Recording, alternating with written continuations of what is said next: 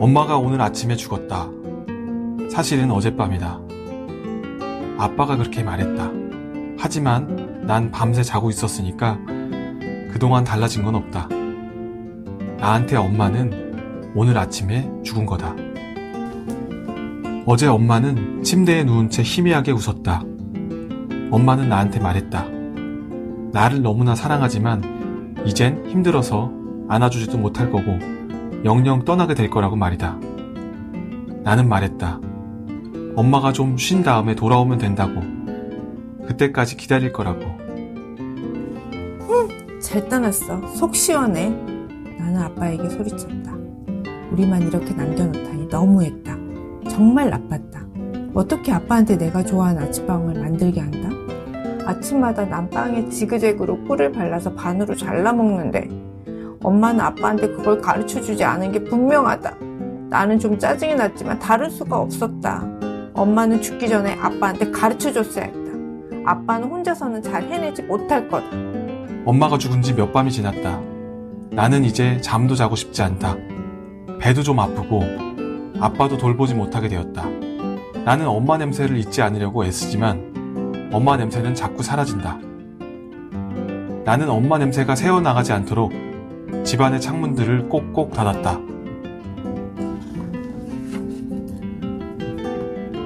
어제 나는 마당을 뛰어다니다가 넘어지고 말았다. 무릎에 상처가 나서 아팠다. 아픈 건 싫었지만 엄마 목소리가 또 들려왔다. 그래서 아파도 좋았다. 나는 딱지가 안기를 기다렸다가 손톱 끝으로 긁어서 뜯어냈다. 다시 상처가 생겨서 피가 또 나오게 해. 아파서 눈물이 찔끔 나오려 했지만 꾹 참았다. 피가 흐르면 엄마 목소리를 다시 들을 수 있으니까. 그러면 조금은 덜 슬프다. 드디어 할머니가 우리 집에 왔다. 할머니는 마치 누굴 찾는 사람처럼 가만히 선 채로 집안을 둘러보았다. 그러더니 갑자기 나한테 뽀뽀를 퍼붓고 얼른 달려가 창문을 활짝 열어놓았다. 집이 완전 찜통이구나. 푹푹 쪄서 숨 막혀 죽겠다. 이럴 수가. 나는 너무나 놀라 비명을 지르며 울음을 터뜨렸다. 안 돼! 열지 마! 엄마가 빠져나간단 말이야! 나는 마구 몸부림쳤다. 눈물이 끝도 없이 쏟아졌다. 아무것도 할 수 없다. 힘이 다 빠졌다. 할머니가 나를 이상한 애로 생각하지 않을까 걱정이 됐다. 하지만 전혀 아니었다. 할머니는 내 곁으로 오더니 가만히 내 손을 잡아 가슴 위에 올려주며 말했다. 여기 쏙 들어간 데 있지?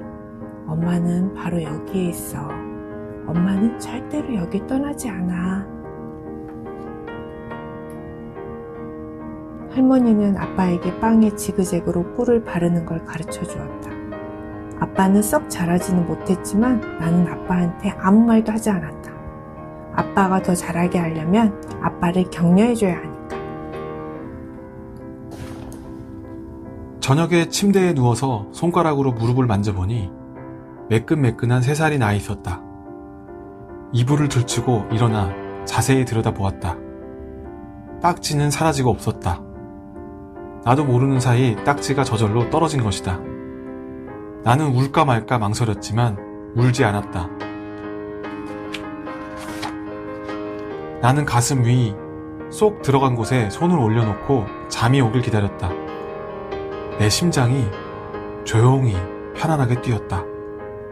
잠이 솔솔 왔다. 어느새 나는 잠이 들었다.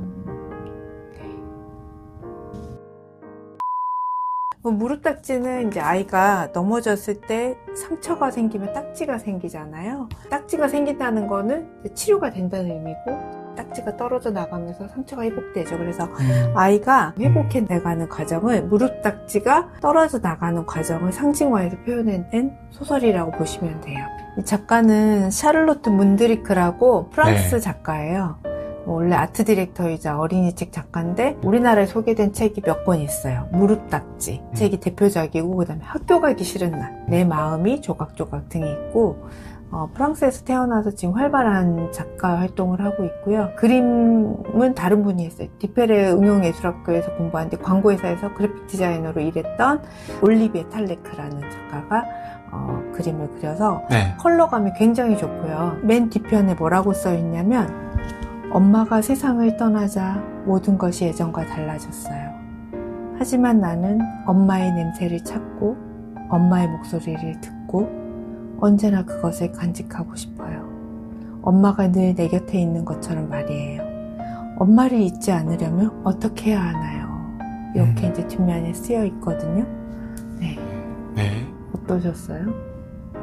보면서 아이가 변해가는 과정들, 상실에 대처하는 모습들, 네. 감정의 변화 같은 것들을 조금 네. 볼 수가 있었는데요. 네. 어른의 시각으로 상실을 보는 것이 아니고 아이의 시각으로 상실을 봤다? 굉장히 인상 깊었던 부분이 아이가 아빠를 챙깁니다. 네.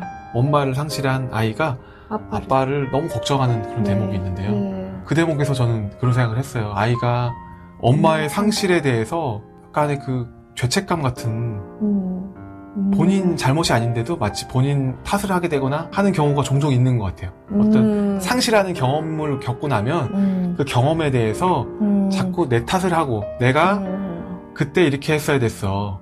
이거는 뭐 영화 속에서도 많이 등장하잖아요. 네. 그 어떤 사람을 뭐 사별한다거나 떠나보내기 전에 그 마지막 모습을 가지고 자꾸 내 탓을 하게 되는 거 있잖아요. 맞아요. 내가 좀 더 잘할 걸. 그때 네.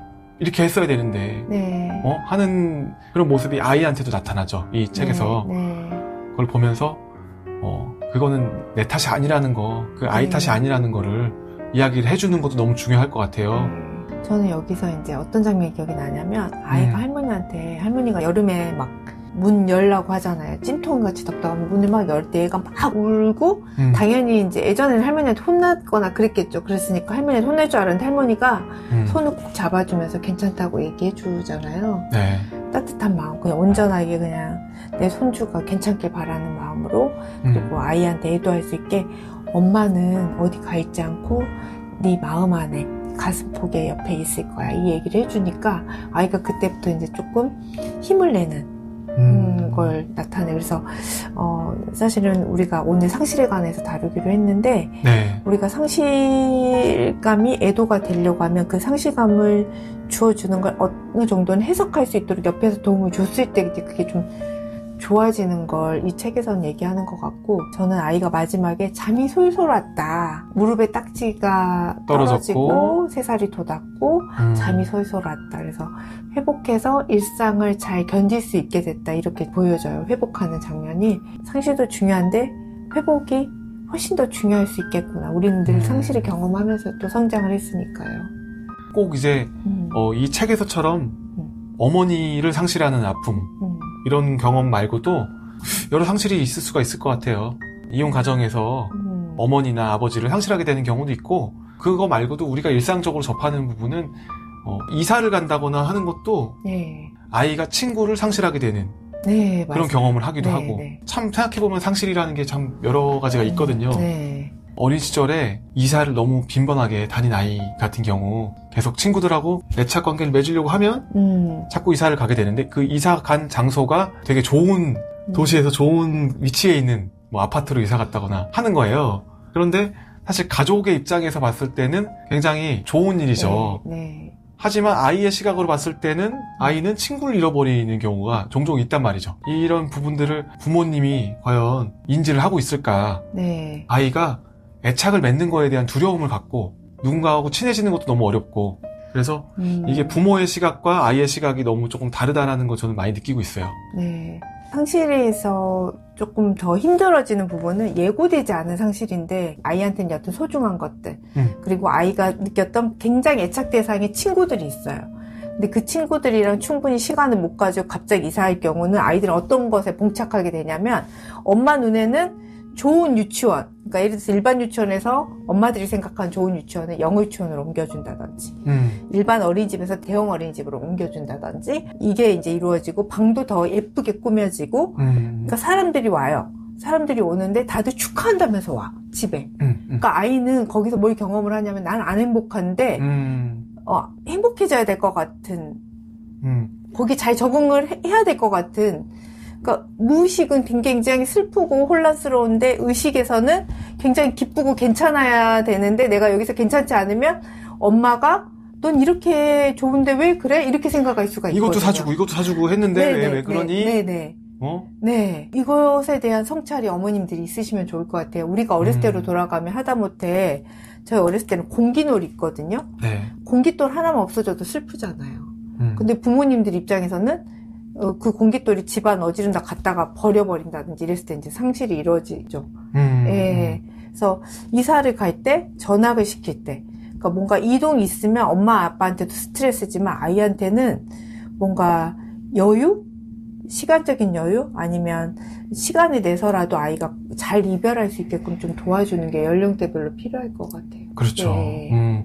부모님들이 조금만 관심을 가져주시면 너무 좋을 것 같아요. 네. 아이의 마음을 좀 더 아이를 위해서 하는 것들이잖아요. 좋은 환경을 만들어주기 위해서 맹모 삼촌지교라 그래서 네. 좋은 부모의 어떤 덕목이기도 하잖아요. 어떤 좋은 부분에서 학군으로도 가고. 좋은 학군으로 가고 아이를 위해서 좋은 환경을 만들어주는 건 너무 좋은데 그 과정 속에서 아이가 상실되는 게 있다는 걸 또 인지를 해주시는 것도 너무 필요한 거죠. 네. 그래서 물어봐주면 좋을 것 같아요. 할머니처럼 아이가 스트레스 막 받아 하면 좋은 데로 가는데 왜 너는 이래? 그것보다는 아이가 그럴 만한 데는 이유가 있을 텐데 전에 갖고 있었던 장난감이 없어진 게 있니?